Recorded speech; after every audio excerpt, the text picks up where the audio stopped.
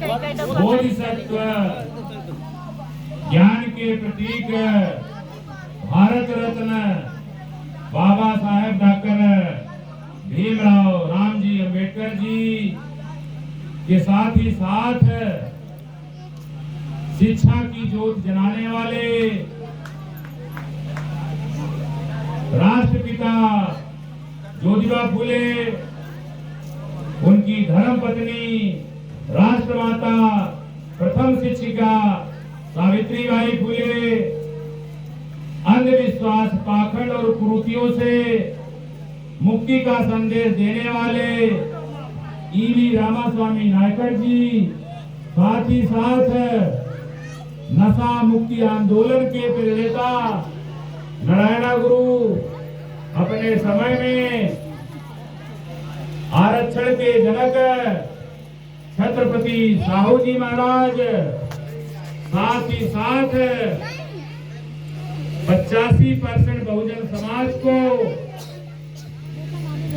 राजनैतिक ककहरा सिखाने वाले, पूरे बहुजन समाज को एकजुट करने वाले बहुजन मसीहा मानवर काशीराम साहब के चरणों में दिल की गहराइयों से श्रद्धा का सुमन अर्पित करते हुए आज यमुना पार की तहसील 12 का ही विकास खंड शंकरगढ़ और शंकरगढ़ ब्लॉक स्थित ग्राम सभा उठगी में या उठगी तरहार में जो ग्राम सभा या बहुजन समाज के जो भी साथी हैं, जिनके सौजन्य से आज बाबा साहेब का 68वीं पुण्यतिथि या महापरिवार दिवस हम लोग यहाँ मनाने के लिए या श्रद्धा सुमन अर्पित करने के लिए एकत्रित हैं।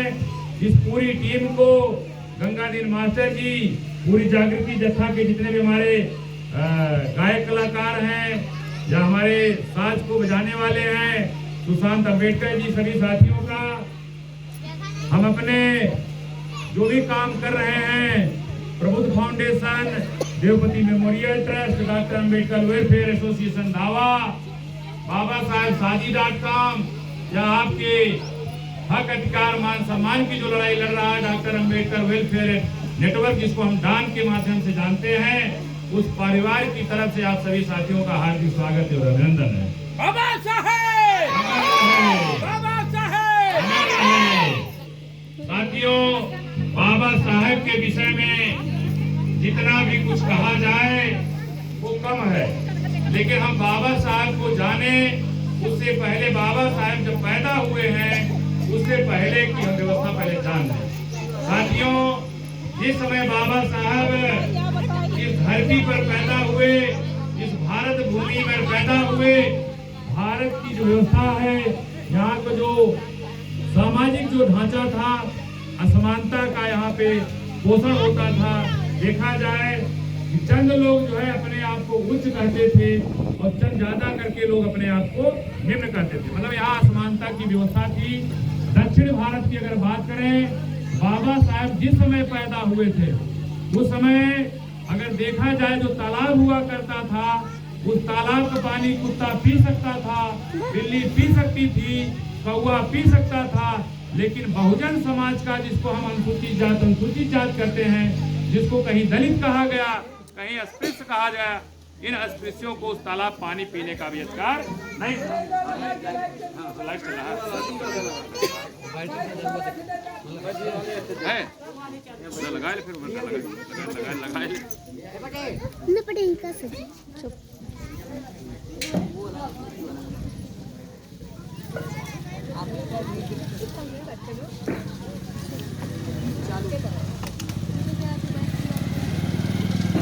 हेलो।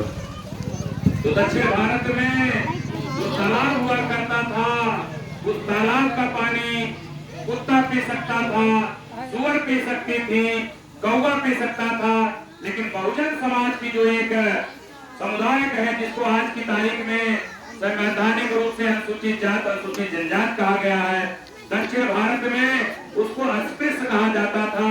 उन अस्पृश्यों को पानी पीने का भी अधिकार नहीं था। देखा जाए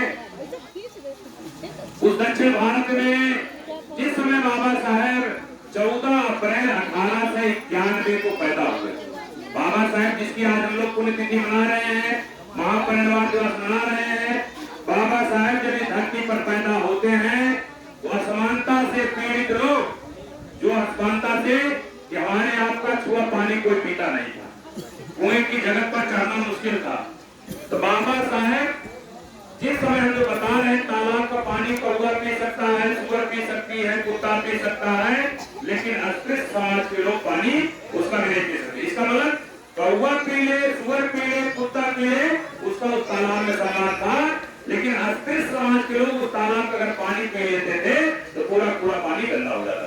इसका मतलब अस्पृश्य समाज, जो बहुजन समाज यहाँ बैठा हुआ था, इसका मतलब हमारी आपकी रीति आज से 150 साल पहले जानवरों से बदतर थी। जानवर पी ले कोई दिक्कत नहीं, हम आप पी ले या छुए तो दिक्कत हो जाती थी। इसका मतलब हमारी आपकी रीति पशुवत थी, पशुवत माने जानवरों से भी बदतर थी। ये बात बाबा साहेब जो है जब गोलमेज सम्मेलन है लंदन में अपनी बात को, जो हमारे आपके लिए संवैधानिक जो अधिकार के बाबा साहेब ने जब गोलमेज सम्मेलन में, बाबा साहेब 4 बार गोलमेज सम्मेलन में जाते हैं, अंततः बाबा साहेब सिद्ध करते हैं। लेकिन देखा जाए बाबा साहेब अगर इस दुनिया में इस भारत की धरती पर ना आए होते, आज भी हमारी आपकी स्थिति पशुवत होती। आज हमें अच्छा जो मीटिंग कर रहे हैं, अच्छा जो पहन रहे हैं, अच्छा जो खा रहे हैं, और झाड़ू लगाने से लेकर के आज हमारे देश का जो महामहिम राष्ट्रपति जी है एक आदिवासी महिला है। अगर वो राष्ट्रपति है, किसी देवी देवता बदौलत राष्ट्रपति नहीं बनी है, तो समझिए बाबा साहेब के संविधान में जो अधिकार लिखा है उस संविधान की बदौलत महामहिम राष्ट्रपति है, प्रथम भारत की नागरिक है, या हमारे देश की राष्ट्रपति है। तो बाबा साहेब की संवैधानिक व्यवस्था का साथियों पावर है, अधिकार है जो हमको दिया गया है। नहीं तो इस भारत में अगर आज से 50 साल पहले की अगर बात करें, हमारे देश की आजादी के बाद जब सन 50 में भारतीय संविधान लागू हुआ, आज अगर हमारे देश की श्रीमती इंदिरा गांधी जो हमारे देश की प्रथम महिला प्रधानमंत्री होती है, हमारे उत्तर प्रदेश में श्रीमती सरोजिनी नायडू जो उत्तर प्रदेश की राज्यपाल होती है, या बाछेंद्री पाल जो उत्तर प्रदेश की मुख्यमंत्री होती है, या हम उदाहरण देंगे आज हमारी बहन जी 4 बार जो उत्तर प्रदेश की मुख्यमंत्री हुई है, ये किसी देवी देवता की बदौलत नहीं हुई है, ये भारतीय संविधान की बदौलत है। उस भारतीय संविधान में पुरुषों के साथ साथ महिलाओं को बराबरी का अधिकार दिया गया है। बाबा साहेब ने संवैधानिक व्यवस्था में गांव के प्रधान से लेकर के देश के प्रधानमंत्री तक सबको बराबर अधिकार है, हर व्यक्ति ऐसे पद पे पहुंच सकता है। साथियों बड़े विडंबना की बात है, बाबा साहब अपने बचपन के समय में, उनके जब पैदा होते हैं जिस समय पढ़ने की बात आती है, अंडर कमेटी की रिपोर्ट आ चुकी होती है, सबको शिक्षा का अधिकार मिल जाता है। बाबा साहब अपने परिवार में 14 अप्रैल को पैदा हुए, 14 अप्रैल 1891 को पैदा हुए थे। लेकिन देखिए गिनती देखिए 14 तारीख को पैदा हुए और अपने परिवार के अपने माता पिता की 14वीं संतान, मतलब कि इसके पहले बाबा साहब के 13 भाई बहन और रहे होंगे, लेकिन बाबा साहब 14 अप्रैल और 14वीं संतान। जब बाबा साहब एक कहावत है, होन हार विरमान के हो चीकने पर, उनके पिताजी की दृढ़ इच्छा थी हम अपने बेटे को पढ़ाएंगे। उतना बाबा साहब का मत्था हो सकता चमक रहा हो, उसमें कुछ ऐसी आवाज दिख रही होगी। जब पढ़ाने के लिए स्कूल में नाम लिखाने के लिए जाते हैं, जो स्कूल हुआ करता था उस समय बाबा साहब मानिए कि 1912 के दरमियान स्कूल में जब पढ़ने जाते हैं तो समझिए उस समय हमारे आपका स्कूलों में प्रवेश वर्जित था, हमारा आपका स्कूल में नाम नहीं लिखा जाता। लेकिन अंग्रेजों के समय में जो हंटर कमेटी थी, हंटर कमेटी में भी सबको पढ़ने का अधिकार था। बाबा साहब ने, क्योंकि बाबा साहब के पिता थे सेना में सूबेदार थे, वो सेना के सूबेदार अपने सूबेदार के साथ साथ उसका मुखिया था उससे बात करें कि हम अपने बेटे को पढ़ाना चाहते हैं। अंततः ऊपर से दबाव बनता है, जिस स्कूल में बाबा साहब को पढ़ना था उस स्कूल में नाम लिख दिया जाता, उस स्कूल में नाम लिख लिया गया, लेकिन शर्त के आधार पर लिखा गया भाई आपका लड़का पढ़ने आएगा, लेकिन एक शर्त यह है कि स्कूल के अंदर नहीं जाएगा। वो बाहर ही अपनी चाट पट्टी घर चलाएगा, बाहर ही पढ़ेगा। हम तो बताना चाहते हैं स्कूली सिस्टम, बाबा साहब क्योंकि अंदर जाते तो पढ़ने वाले सब जनरल लड़के थे। वहाँ दक्षिण भारत में पुणे में ज्यादा करके जनरल के लड़के वहाँ एडमिशन लेते थे, जो आज हम सब उस स्कूल में गए सर्विस किए हैं। बाबा साहब अंदर जाते क्योंकि एक खुद लड़के थे, तो सबका जो है बुढ़िया पिछला छी जाता, सब लड़के बाहर आ जाते। तो संत जो रखी है आपके लड़के का नाम तो लिख लिया जा रहा है, लेकिन आपका लड़का स्कूल के बाहर अगर पढ़ेगा तो दरवाजा से ब्लैक बोर्ड देखे या खिड़की से ब्लैक बोर्ड दे करके पढ़े लिखे। बाबा साहब ऐसा करते हुए मैट्रिक परीक्षा पास कर जाते हैं। जब मैट्रिक परीक्षा पास कर जाते साथियों, देखिए इतनी बड़ी विडंबना, आज हम लोग स्कूल के अंदर जाके टाट पट्टी बैठते हैं, डेस्क बेंच पे बैठते हैं, लेकिन बाबा साहब स्कूल के बाहर खिड़की दरवाजा से पढ़ने का अवसर मिलता है। जो हम बताना चाहते हैं तथ्य के आधार पे कि बाबा साहब उस समय जिसमें पढ़ रहे होते हैं, मैट्रिक की परीक्षा पास करते हैं, उसी समय आपके जो गुजरात है, गुजरात के बगल में ही सूरत है, सूरत में ही उसमें सियाजी गायकवाड़ महाराज का जो है कि शासन चलता था, जो उनकी राजतंत्रात्मक व्यवस्था में एक प्रकार से वो बड़े ही व्यक्तित्व थे। वो हर साल क्या हुआ करता था, एक परीक्षा लेते थे, जो परीक्षा पास करते थे वो उनको बाहर पढ़ने के लिए देते थे, बाहर माने विदेश देते थे। बाबा साहब भी या बाबा साहब को भी उस परीक्षा में बैठने का, परीक्षा देने का अवसर मिलता है। बाबा साहब जब मैट्रिक के बाद उस परीक्षा को पास कर जाते हैं, बाबा साहब को भी विदेश जाने का, पढ़ने का अवसर मिल जाता है।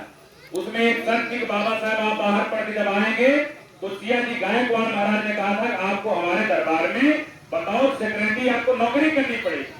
बाबा साहब जाते हैं, 2 साल पढ़ के आते हैं, बाबा साहब सियाजी गायकवाड़ महाराज के दरबार में बतौर सेक्रेटरी की नौकरी करने के लिए जाते हैं। साथियों वहाँ पे छूतपन छुआछूत इतना ज्यादा था, बाबा साहब जिस मेज पे बैठते थे, जिस कुर्सी पे बैठते थे, वहाँ के अधिकांश जनरल के ही लोग चपरासी हुआ करते थे, बाबू हुआ करते थे। तो बाबा साहब अगर कोई फाइल देता था, दूर से उनकी मीडिया फेंक देता था, पकड़ा नहीं देता। अगर मतलब कोई पकड़ाएंगे तो छू जाएगा। पानी पीने की बात आई तो पता लगा चपरासी पानी जो देना चाहिए, तो पानी पिलाने वाला था, उनको गिलास देकर छू जाता, भैया आप जाके अपना पानी पीजिए, हम आपको पानी नहीं दे रहे। एक विडंबना जो बाबा साहब साथ थी, बोले वहाँ कोई किराए रूम नहीं दिया, बाबा साहब वहाँ पारसी बन के किसी तरह है, वो भी पकड़, बाबा साहब की पोस्ट खुल जाती है, वहां से निकाल देता है। बाबा साहब जाके बरगद के पेड़ के नीचे जो है रो रहे थे। उसको हम लोग जो है देखा जाए कि बाबा साहब अपने समय में जितना दर्द है, जितना कष्ट है, जितनी विडंबना है बाबा साहब झेले, आज की तारीख में हम आप उतना कष्ट, दर्द और विडंबनाएं नहीं झेले हैं। बड़े आप सर्विसन हो जा रहा है पढ़ने। जो हम कहना चाह रहे हैं, बाबा साहब जब पढ़ के आते हैं विदेश, उसी समय देश आजाद हो जाता है। थोड़ा शांत कर रहे हैं, जब पढ़ के आते हैं तो देश आजाद हो जाता है। आजाद होने के बाद जो हम बताना चाहें, देश के संविधान बनाने की जरूरत पड़ती है। देश अग्रता भाई मैं देश आजाद कर दे रहा हूँ, लेकिन आपका देश पूर्णतः तब आजाद माना जाएगा जब संविधान आप बना लेंगे, उस संविधान के आधार पे आप संविधान के आधार पर अपना देश चलाएंगे। अब पता चला जो हम अगर जात के आधार पर उस समय, क्योंकि हम इतिहास में पढ़े हैं, कोई बनी बनावटी कहानी नहीं बता रहे हैं, यहाँ की बनाई हुई जो व्यवस्था थी पहले देश की आजादी का, वर्णाश्रम व्यवस्था थी। सबसे ऊपर ब्राह्मण है, उसके नीचे क्षत्रिय है, उसके नीचे वैश्य है, उसके नीचे शूद्र है। ये 4 लाइन की बनाई हुई यहाँ पे वर्णाश्रम व्यवस्था थी पहले। लेकिन बाबा साहब क्या ये देखा जाए कि वर्णाश्रम व्यवस्था थी, जिसको शूद्र कहा गया, शूद्र में ओबीसी जातियां आती हैं, क्योंकि इन 4 लाइन में अगर किसी ब्राह्मण के यहाँ, किसी क्षत्रिय के यहाँ अगर जब रही पड़ती थी, ये चारों लोग आपस में नीचे का शूद्र कहा, जिनको शूद्र कहा जा रहा है, ये शूद्र बिरादरी जैसे पटेल जी हो गए, जैसे यादव जी हो गए, ये जनरल में जिसको हम बाबू साहब कहते थे, छत्री जिसको कहते हैं, इनके यहाँ कोई अगर बुजुर्ग खत्म हो गया है, मर गया है, पटेल जी, यादव जी उसके यहाँ जाके आलू छील सकते। क्या हम आप भी जाके आलू छील सकते थे? क्या नहीं छील सकते थे। ये नहीं कि होता, हमें आपको मिलता था। पूरी जातियों को लाइन में बैठा करके मुसार पत्तल बांटता था, खिलाने वाले खिलाते थे, मुसार पत्तल बांटता था। न्योता हमें आपको भी तरह मिलता था। हम लोग उस समय जाके तरह बैठते थे, कब लास्ट वाली पांच बैठते थे, जब खा लेते थे हमें आपको कहते भैया पत्तलवा बनाओ, फाल कर वही फेंक दीजिए जहाँ पे फेंका गया। हमको भी निमंत्रण मिलता था, लेकिन हमें अपना खाया हुआ पत्थर उठाना पड़ता। साथियों एक विडंबनाएं थी जिसका मतलब हम सब शूद्र जो कहा गया 4 लाइन में, इन चारों में हमारी आपकी व्यवस्था नहीं थी। ये 5वीं लाइन वाली व्यवस्था जिसको अस्पृश्य कहा गया, जिसको अछूत कहा गया। अगर उस समय हम हिंदू होते, चारों लाइन में फिट होते, हमको भी फिर लाइन बैठाते, हमारा पतन है। इसका मतलब बाबा साहब ने किया, यहाँ की जो अस्पृश्य जातियां हैं, यहाँ की जो शूद्र जातियां हैं, ऑलरेडी वो हिंदू नहीं है। तो कहना चाहेंगे बाबा साहब ने बताया, जो अगर अबोली के साथ हम बताना चाहेंगे कि अगर ऊपर हम ब्राह्मण की बात करें, पंडित जवाहरलाल नेहरू ब्राह्मण बिरादरी थे, ये भी विदेश पढ़ने गए थे।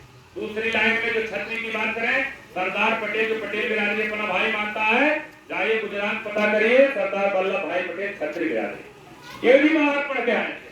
तीसरे नंबर पे बहस की बात करें, जिसको हम राष्ट्रपिता महात्मा गांधी कहते हैं, महात्मा गांधी भी विदेश पढ़ के आए।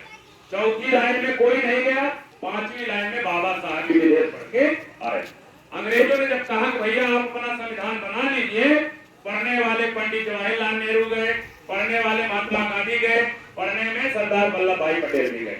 लेकिन जब संविधान बनाने की बात आई, इन तीनों लोगों की अगर बात की जाए, कोई उसका जो है स्ट्रक्चर जैसे घर है, आज की तारीख में पहले हम पिलर खड़ा करते हैं, फिर जाके ऊपर लेंटर डालते हैं, खिड़की दरवाजा किधर लगाना है, हम आप राजमिस्त्री या कुछ काम करते हैं, अच्छी तरह जानते हैं।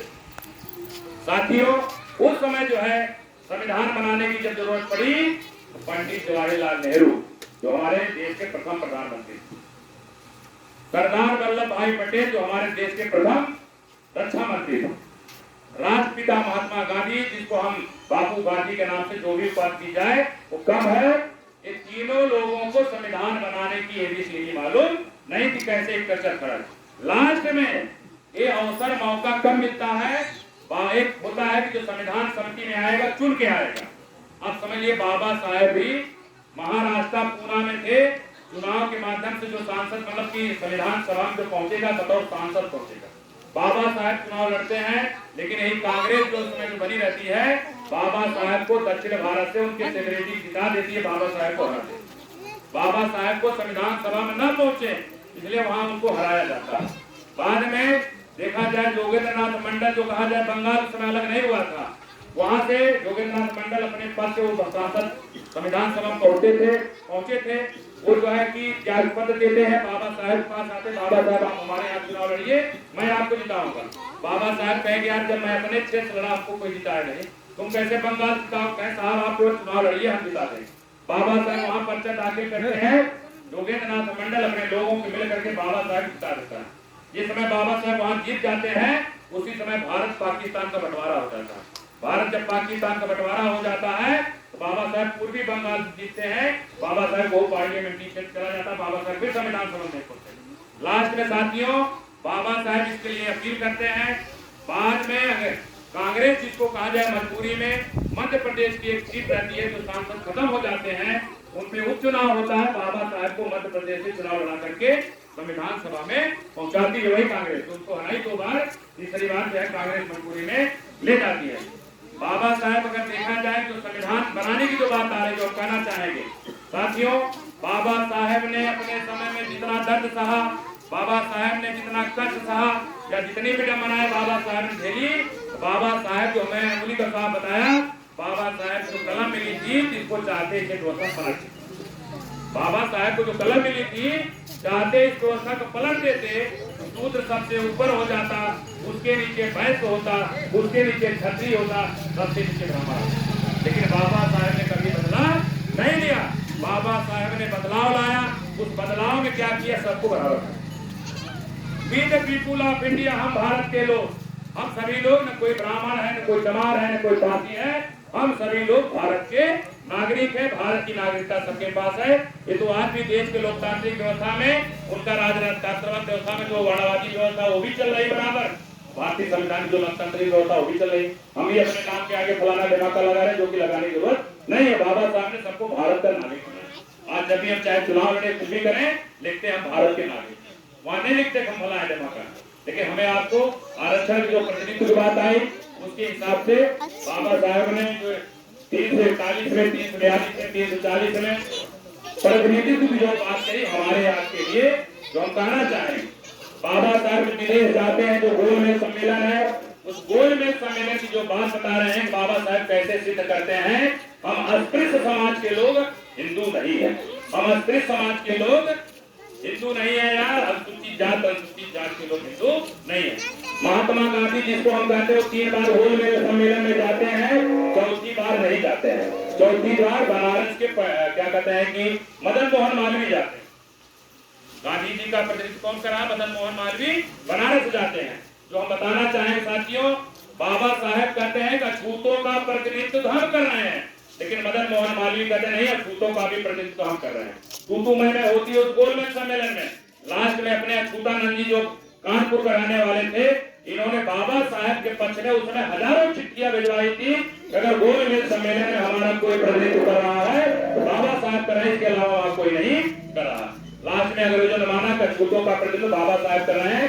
अब बाबा साहेब कह रहे हैं साहब हमारे भारत में ऐसी स्थिति है, वहाँ हमारे लिए अलग से अधिकार दीजिए, हमारे लिए अलग से स्कूल खोलिए, हमारे लिए अलग से जो भी है संवैधानिक व्यवस्था दीजिए, क्योंकि हमारे साथ 1932 में बाबा साहब ने सिद्ध किया भारत में हमारे अनुसूचित जात जिसको अस्पृश्य कहा गया, उनकी जिंदगी जो है पशु। लास्ट में बाबा साहब जब सिद्ध कर लेते हैं, हमारे आपके लिए जो है कम्युनल अवार्ड प्राप्त होता है। कम्युनल अवार्ड दिया जाता है जिसको सामुदायिक पंचायत कहते हैं। पूना पैक्ट के माध्यम से साथियों बाबा साहब हमारे आपके लिए, बाबा साहब ने जैसे कहा ना कि हमारे बहुजन समाज के लोग इस देश की शासक कौमें हैं, हमारे बहुजन समाज के लोग इस देश की हुक्मरान कौमें हैं, हमारे बहुजन समाज के लोग इस देश के राजे रखवाले हैं। आज की तारीख में हमारे माननीय प्रधानमंत्री जी ये देश चाहते हैं कि कभी नहीं कहते हम राम की भूमि से आए हैं, वो कभी नहीं बोलते हम सीता की भूमि से आए हैं, वो कभी नहीं बोलते हम दुर्गा की भूमि से आए हैं, वो कभी नहीं बोलते हम केरल की भूमि। जब भी विदेश जाएंगे वो कहेंगे हम बुद्ध की भूमि से आए। किसकी भूमि से आए हैं? तथागत बुद्ध की। बुद्ध के नाम से हमारे देश में जो कल्याण हो रहा है, बड़ी बड़ी सड़कें, बड़ा बड़ा क्या क्या बन रहा है, ये बुद्ध के नाम से पैसा आता है। राम के नाम से, सीता के नाम से हम किसी का आलोचना नहीं कर रहे हैं, लेकिन जब जाते हैं तो उनके मुंह से सुना जाता है। साथियों जो हम बताना चाहेंगे, बाबा साहेब जो कहे हम इस देश की शासक कौमें नहीं है, हम इस देश की हुक्मरान कौमें नहीं है, हम इस देश के राजे रजवाड़े रहे हैं, लेकिन हजारों साल से हो सकता हमारे लोग जो राजा महाराजा रहे कुछ गड़बड़ी किए होंगे, हमारी शासन सत्ता छीन ली गई या हट गई, लेकिन बाबा साहब दोबारा आपको राजा बनाने के लिए बाबा साहब गोलमेज सम्मेलन में आपके लिए 2 वोट अधिकार लेके आते। बाबा साहब कितना वोट लेके आते हैं आपके लिए? 2 वोट का अधिकार है। लेकिन जिसको हम महात्मा गांधी कहते हैं, हमारे देश में चाहे सती प्रथा हो, चाहे छुआछूत हो, बहुत सारी विडंबना थी, महात्मा गांधी किसी भी आंदोलन में शरीक नहीं हुए, उसकी तरह। लेकिन बाबा साहब जब हमारे आपके लिए 2 वोट अधिकार लेकर आ रहे हैं, उस समय महात्मा गांधी गोलमेज सम्मेलन नहीं जाते, वहीं हरिद्वार जेल में रहते हैं, किसी कारणवश जेल में रहते हैं। उस समय सितंबर का महीना रहता है, दिसंबर में 1 सितंबर से लेकर के 21 सितंबर तक हमारे 2 वोट के अधिकार को छीनने के लिए महात्मा गांधी अनशन बैठ जाते हैं। दुनिया में बहुत सारी विडंबना थी, कभी अनशन पर नहीं बैठे। जब हमारे आपको राजा बनाने का अधिकार आ रहा है, गांधी क्या बैठ गए? अनशन बैठ गए। 21 दिन जब अनशन पे बैठ गए, मरने के कगार पहुंच गए, उनकी पत्नी कस्तूरबा गांधी बाबा साहब के सामने आंचल फैलाती, नहीं बाबा साहब हमारे सिंदूर की लाज आप ही रख सकते हो, हमको विधवा होने से आप ही बचा सकते हो। बाबा साहब एक महिला के बात सुनकर थोड़ा द्रवित, बाबा साहब पूरा विचलित नहीं हुए, उन्होंने कहा नहीं हम अपने समाज के अधिकारों के लिए कभी कुठाराघात नहीं करेंगे। लास्ट में साथियों 22 सितंबर से लेकर के 24 सितंबर के बीच में समझौता होता है। उस समझौते में हमारा जो 2 वोट का अधिकार आता है, 1 वोट का अधिकार चला जाता है, लास्ट में 1 वोट बचता है। साथियों चाहे प्रधानी चुनाव हो तो भी हम 1 वोट देने जाते हैं, जिला पंचायती चुनाव हो तो भी हम 1 वोट देते हैं, विधायकी चुनाव आता तो भी 1 वोट देते हैं, चाहे सांसदीय चुनाव हो तो भी 1 वोट देने जाते हैं। नहीं अगर 2 वोट का अधिकार होता, जैसे 12 विधानसभा क्षेत्र है, तो बाबा साहब जो अधिकार लाए थे, तो 12 विधानसभा में केवल अनुसूचित जाति का व्यक्ति खड़ा होता और वोट देने के लिए केवल अनुसूचित जाति का ही व्यक्ति जाता, जनरल ओबीसी यहाँ वोट देने न जाता। तब क्या होता, हम जिसको चाहते उसको यहाँ विधायक बना लेते। आज क्या है, आज स्थिति है कि पूना पैक्ट से हमें आपको सबसे बड़ी हार ये मिली, सबसे बड़ी हार क्या मिली, आज कोई भी यहाँ अनुसूचित जाति का कोई व्यक्ति अगर विधायक अगर चुनाव लड़ता है तो पंडित जी बाबू साहब जिसको चाहते हैं वही विधायक हो जाता, हम जिसको चाहते हो विधायक नहीं हो बचे। गांव प्रधानी अगर आ जाए तो अगर मान 100 घर चमार है वो प्रधान नहीं बन पाएगा। अगर एक घर कोई मुसार है, एक घर कोई धोबी है, प्रधान बन जाएगा। इसलिए बन जाएगा पूरा पैंट का प्रतिफल है, क्योंकि एक घर वाले का मोहर पंडित जी बाबू साहब के यहाँ रखा रहता है। जो चाहेगा वही मोहर मार देगा। ये विडंबना है पूरा पैंट, जो हम लोग सबसे बड़ी हार हुई। साथियों, बाबा साहब ने क्या कहा, एक वोट का अधिकार जो आपको सुरक्षित बचा है, उस एक वोट से अगर आप हमारे दिमाग में जो गोबर था, हमारे दिमाग जो पगलैती भरी हुई है, हमारे दिमाग में जो बुरा बात भरी है, इन तीनों कूड़ा को अगर निकाल देंगे, हम गांव का प्रधान से लेकर के देश का प्रधानमंत्री बना सकते हैं। देश का मतलब अपने गांव को प्रधान से लेकर देश प्रधानमंत्री बना सकते हैं। अब इसके लिए अलग अलग संगठन आपके क्षेत्र में काम कर रहे हैं।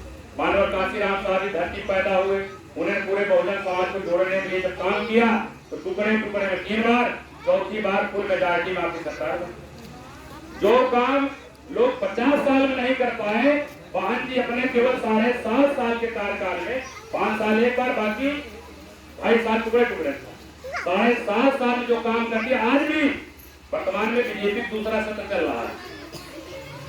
लेकिन लाइन ऑर्डर के मानने में वो जनरल ही क्यों न हो, कोई ब्राह्मण ही क्यों न हो, कोई ठाकुर ही क्यों न हो, वो खुद अपने मुंह से कहता है कि बहन जी जिस समय शासन था, लाइन ऑर्डर जो मेंटेन था वो आज तक किसी शासन में नहीं देखा गया। ये सबसे बड़ी विडंबना साथियों है। अगर आपके गांव में, आपके मोहल्ले में अगर हमारी बहन बेटी के साथ कोई अत्याचार होता है, बहन जी के समय में जब आप थाने में जाते थे तो आपको इंस्पेक्टर, आपको दरोगा पहले पानी पिलाता था, तब पूछता भैया कौन बस्ती से आए हो, क्या काम कैसा है, आपकी बात लिख दी जाती। हमारी तारीख गारंटी के साथ चल रहे हैं, कोई घटना घटती है, आप 15 दिन तक ना कर जाइए थाने पे, आपकी बात सुनने वाला कोई नहीं है। क्योंकि निश्चित है सत्ता जिसकी होती है, ये कहावत है साथियों, जिस समाज की सत्ता होती है उस समाज के साथ अत्याचार नहीं होता है, जिस समाज की सत्ता होती है उसके साथ अन्याय नहीं होता है। आज की तारीख में आपके समाज की सत्ता नहीं है, आज की तारीख में आपके देखा जाए, इसलिए आपके साथ अत्याचार हो रहा है, आपके साथ अन्याय हो रहा है। अगर इस अन्याय अत्याचार से बचना है तो बाबा साहब ने क्या कहा, इसके पहले फुले साहब ने क्या कहा, पेरियार साहब ने क्या कहा, उन्होंने कहा भैया आपका घर कच्चा है, कच्चा रह जाए, लेकिन अपने बच्चों को जरूर पढ़ाओ। आपके पास 10 साड़ी नहीं है तो ये साड़ी है, 2 साड़ी में साल भर जीवन या गुजर कर लीजिए, लेकिन अपने बच्चों को जरूर पढ़ाओ। आपके पास बर्तन नहीं है, न रहे, आप तावा पर रोटी बना लीजिए, तावा भुजिया बना लीजिए, हाथ में लेकर रोटी खा लीजिए, लेकिन अपने बच्चों को जरूर पाइए। नीचे से जब आपके बच्चे पढ़ जाएंगे, झाड़ू लगाने से लेकर के आप राष्ट्रपति तक बन सकते, तब जाके परिवर्तन आने वाला है। हमें किसी का आलोचना बुराई नहीं करनी है। जो देश की विडंबनाएं रही है वो आपको हम बता रहे हैं। इस समय देश में ये विडंबनाएं हैं। निश्चित है अगर आप चाहते हैं कि आपका चेहरा मुस्कुराए, आपका मोहल्ला चमके, तो निश्चित है ये दुश्मनों की सत्ता से आपका चेहरा न चमकने वाला, न आपका गाँव किसान। अगर आप चाहते हैं कि हमारा चेहरा चमके, हमारे घर में कुछ आए, हमारा भी घर खुशहाल है, हमारा भी गांव खुशहाल है, तो निश्चित है ये समय बहुजनों की सत्ता होगी, तभी जाकर बहुजनों का कल्याण होने वाला है। अन्यथा क्योंकि इस लोकतंत्र में सत्ता पक्ष होता है, विपक्ष होता है, वर्तमान जो सत्ता पक्ष चाहे राज्य हो चाहे केंद्र हो, इससे आपका विकास होने वाला नहीं है। क्योंकि हमें टुकड़े टुकड़े में, जैसे मान लीजिए 100 रोटी आ रही है, जो 15 वाला है 85 रोटी खा रहा है, जो 85 वाला है उसको 15 रोटी दी जाए। हमारा पेट आज भी खाली है, भर पेट नहीं खा पा रहे हैं, और दूसरे लोग क्या है, खा भी रहे हैं और खा भी कर रहे हैं। साथियों, बाबा साहब जो हम बताना चाह रहे हैं, जो विडंबना पुनः पैठ देखने मिली, जो कहना चाहेंगे, बाबा साहब जिस समय पढ़ के आए और कोलंबिया यूनिवर्सिटी से जो उन्होंने दर्जनों डिग्रियां ली, साथियों अभी 10 साल पहले अमेरिका ने क्या है 3000 लोग जो इस यूनिवर्सिटी से पढ़ चुके थे, कोलंबिया यूनिवर्सिटी से पढ़ चुके थे, उनमें एक सर्वे किया। ये मोबाइल जो हम सब पास है, उस समय हम सब पास मोबाइल इतना नहीं था, उस मोबाइल से ऑनलाइन जो है वोट किया जा रहा था। उस कोलंबिया यूनिवर्सिटी ने 3000 में से पहले 300 विद्वान चयन, 3000 में बाबा साहब भी थे। जब 300 का चयन हुआ फिर बाबा साहब आ गए, 300 में फिर चयन हुआ 100 लोगों का, फिर बाबा साहब आ गए। फिर जाके 100 लोगों में सबसे बड़ा विद्वान कौन है? अब समझिए 100 लोगों में 99 लोग बाहर हो गए। वो आपके देश का वो महापुरुष जिसकी हम पुण्यतिथि मना रहे हैं, महापरिनिर्वाण दिवस मना रहे हैं, बाबा साहब 100 में नंबर 1 हो गए। समझिए भाइयों, जो आप बताना चाह रहे हैं इस पूरी दुनिया में भारत छोड़ करके बाबा साहब को पूरी दुनिया पहचान गई। बाबा साहब को पूरी दुनिया पहचान गई, लेकिन अपने देश में दूसरे की बात छोड़ दिए। हम अब बाबा साहब को आज तक नहीं पहचान पाए। हम अब खुद बाबा साहब को आज तक विदेश वाले पहचान गए, क्योंकि जिस समय बराक ओबामा अमेरिका का राष्ट्रपति था, बाबा साहब नंबर 1 विद्वान चुन के आते हैं। बराक ओबामा अपने एक विचारकी में कह रहे हैं, बाबा साहब अगर हमारी धरती पर पैदा हुए होते, हमारी धरती माने अमेरिका की धरती पर अगर बाबा साहब पैदा हुए होते, तो बराक ओबामा कह रहे हैं कि भारत में जब सुबह सुबह दिन निकलता है, लोग नहाने के बाद सूरज को पानी चढ़ाते हैं, नहाने के बाद सूरज को पानी चढ़ाते हैं। तो बराक ओबामा ये करें, बाबा साहब हमारी धरती पैदा हुए होते, हम लोग नहाने के बाद सबसे पहले बाबा साहब पानी चढ़ाते। वहां का अमेरिका का राष्ट्रपति जान गया, लेकिन हम सब यहाँ कितना भी श्रद्धांजलि अर्पित कर लें, अभी आज तक हम सब बाबा साहब को नहीं पहचान पाए। वही 36 करोड़ देवी देवता पीछे आदमी पड़े हुए हैं।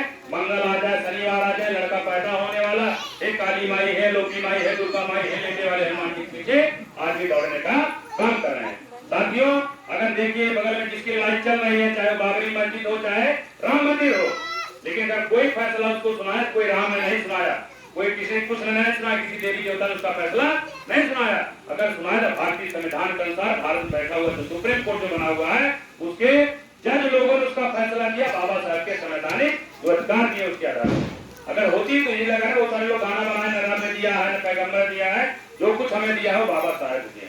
आज अगर हम बोल पा रहे हैं, हम लिख पा रहे हैं, पढ़ पा रहे हैं, तो बाबा साहब ने जो संवैधानिक अधिकार दिया है उसके आधार पर कुछ कर पा रहे हैं। जो हम कहना चाहेंगे, अमेरिका के राष्ट्रपति ने बाबा साहब को एक उपाधि दी, जिसको कहते हैं सिंबल ऑफ नॉलेज, जिसको हिंदी में कहा जाता है ज्ञान का प्रतीक। पूरी दुनिया में धरती जहां जहां भी है, जहां जहां भी इंसान है, इन इंसानों में आज की तारीख में अगर देख लिया जाए, जितने भी हम कहते 100 अरब जनसंख्या है पूरे विश्व की, लेकिन बाबा साहब जैसा आज पूरी दुनिया में कोई पैदा नहीं हुआ है। लेकिन हम आज भी इसका कदर नहीं कर पा रहे हैं। बाबा साहब ने कहा सबसे पहले अपने बच्चों को शिक्षित करो, तो पता चला कि हम अपने मजदूरी में व्यस्त है, लड़का क्या कर रहा क्या नहीं करा कोई लेना देना नहीं है। तो साथियों, बाबा साहब जो पहला स्लोगन है, शिक्षित करो, चाहे मजदूरी करिए चाहे जो भी करिए, लेकिन अपने बच्चों को जरूर पढ़ाइए। नीचे जब अपने बच्चों को पढ़ाएंगे तो शिक्षा वो शेरनी का दूध है, जो पिएगा वो धारेगा। हम ये खरवाहा चरवाहा के लड़के हैं, 5 भाई जौनपुर के रहने वाले थे, लेकिन जौनपुर से निकल के आप इलाहाबाद यूनिवर्सिटी हमने डबल डिग्री ली। आज हमको हाई कोर्ट में प्रैक्टिस कर रहे हैं, हमारे 4 भाई अलग अलग क्षेत्रों में नौकरी कर रहे हैं। इसकी बदौलत बाबा साहब के जो संवैधानिक अधिकार हैं, जो शिक्षा है उसे पढ़ गए, और आज को जो समाज नहीं जागरूक है उसको जगाने के लिए जब जब छुट्टियां मिलती हैं, सैटरडे संडे आपके बीच में आपको जागरूक करने का काम करते हैं। तो समझिए साथियों, बाबा साहब ने जो संवैधानिक अधिकार दिया है, तो निश्चित है शिक्षा के साथ जब काम करेंगे, कल जागरूकता जब आएगी, तो उन्होंने क्या कहा, शिक्षा करने के बाद, शिक्षित होने के बाद संगठित हुई। हमारा बहुजन समाज, क्योंकि जो 6743 जातियां हैं, हमने आपने नहीं बनाई है। जो वर्णाश्रम व्यवस्था बनाई गई है, जो लोग बनाए थे, उनमें शूद्रों को 6743 जातियां उन्होंने बनाई थी। आज हमारे प्रधानमंत्री जी, हमारे मुख्यमंत्री कहें बटोगे तो कटोगे, बटोगे तो कटोगे। हम कह रहे हैं भाई वर्णाश्रम व्यवस्था में 6743 जातियों, हमें आपको कौन बांटा? हम तो नहीं बांटे ना। हमको चमार कर दिया, हम चमार मारते हुए चले आ रहे हैं। आपको पासी कर दिया, आप पासी मारते हुए चले आ रहे हो।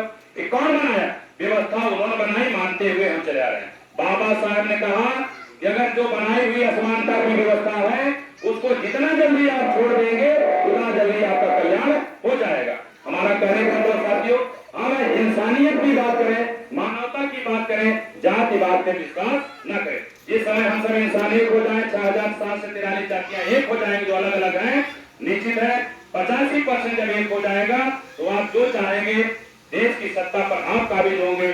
जितना जल्दी हो सकेगा अपने देश का ज्यादा से ज्यादा कल्याण होगा। आज अगर देखा जाए, देश का जो इतिहास अगर जाना जाता है, देश में मौर्य वंश जब आता है, हम सम्राट अशोक का इतिहास पढ़ते हैं। आज जहाँ में मिट्टी खोदी जाती है, वहाँ कोई और देवी देवता नहीं मिलता, जहाँ देखे वहाँ बुद्ध मिलता है। इसका मतलब प्राचीन समय में अगर यहाँ सोने की चिड़िया देश को कहा गया है, दूध की अगर गंगा बहती थी, तो किसी और शासन में नहीं, बल्कि सम्राट अशोक के समय में, या जब बहुत समय भारत था उस समय ये सब काम होता था कि किसी घर में ताला नहीं लगता था, कोई चोरी नहीं होती। तो साथी जो हमारा कहना चाहेंगे, अगर जागरूक हो जाएंगे, शिक्षित होंगे, संगठित होंगे, तब जाके हम अपने हक अधिकार मान सम्मान स्वाभिमान के लिए संघर्ष करेंगे। निश्चित संघर्ष कैसे करेंगे, उसके लिए सबसे बाबा साहब ने स्लोगन दिया है, शिक्षित करो, संगठित करो, संघर्ष करो। चौथी बात हम नहीं बोलते हैं, उन्होंने कहा अपनी ताकत में एहसास करो। जब एहसास हो जाए कि हम मजबूत हो गए हैं, तब जाके उसका इस्तेमाल करिए। आज क्या है, हम 10,000 संगठन बना करके अलग अलग खंडों में बिखरे हुए हैं। अलग अलग खंडों में बिखरे होने के कारण उन्होंने कहा बटोगे तो कटोगे। आज उनके सारे हम लोग खुले हजारों संगठन बढ़ गए हैं। तो हजारों संगठन बढ़ गए हैं, जो बहुजन समाज की सत्ता आनी चाहिए, आज हम आप सत्ता नहीं बना पा रहे हैं, हम उन्हीं के इस्तेमाल हो जाए।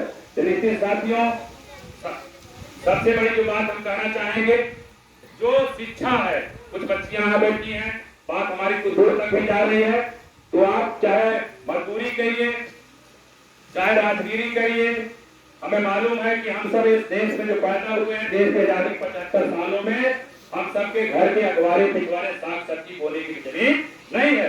1 साल का, 2 साल का, 3 साल का कोई लड़का मर जाए, हमारे पास इतनी भी जमीन नहीं है हम ले जाके अपनी भूमधरी जमीन में खोद के काट सके। साथियों, विडंबना हमारे देश की है।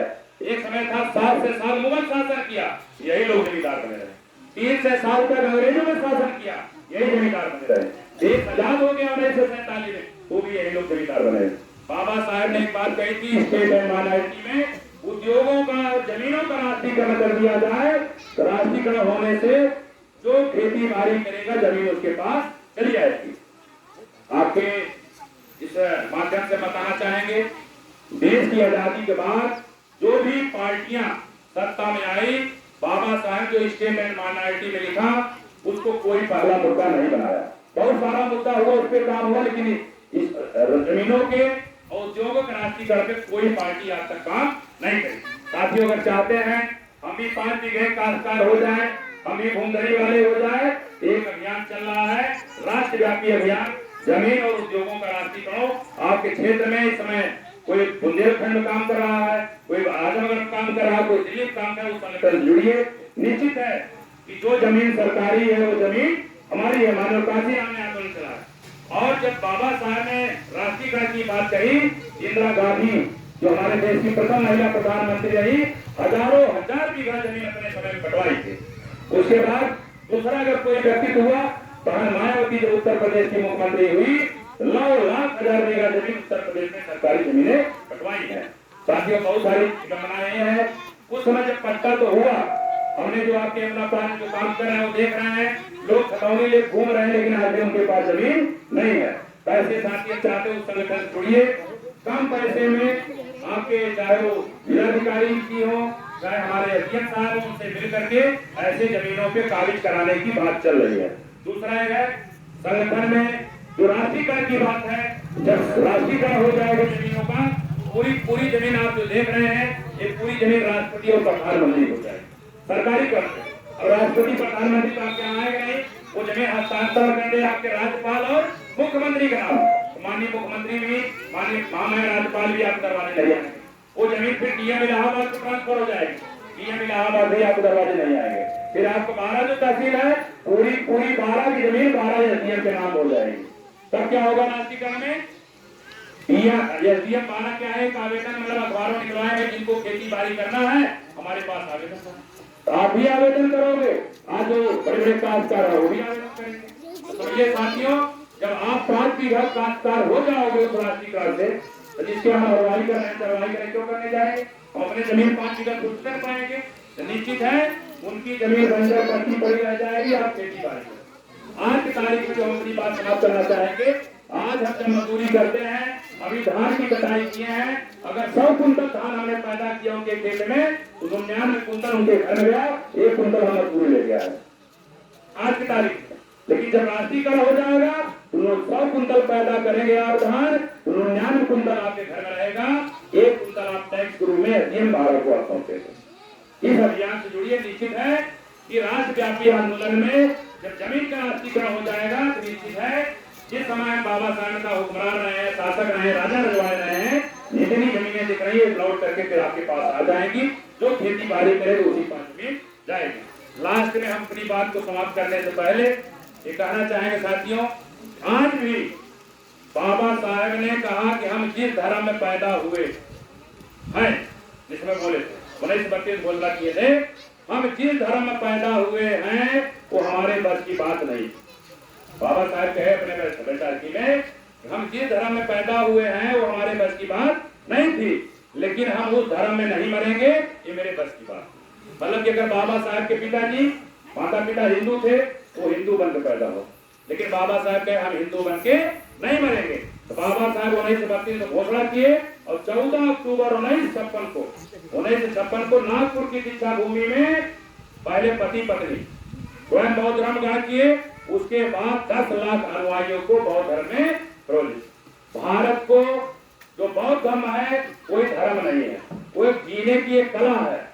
वो जिसे कहते हैं ना, बच्चे जानते हैं कि 5 स्वयं पंचशील है, फिर जाके तीसरा है अष्टांगिक मार्ग है। ये आपको जीवन जीने की पद्धति, आपको कोई स्वर्ग नहीं पहुंचा रहा, न कोई नरक ले जा रहा, लेकिन हम अपनी धरती पर पैदा होकर के अच्छा जीवन, मानवता का जीवन, एक दूसरे के साथ मैत्री भाव का जीवन कैसे जी सकते हैं, एक इंसान दूसरे इंसान के साथ इंसानियत के व्यवहार करे, ये आपको बौद्ध धर्म बताता है।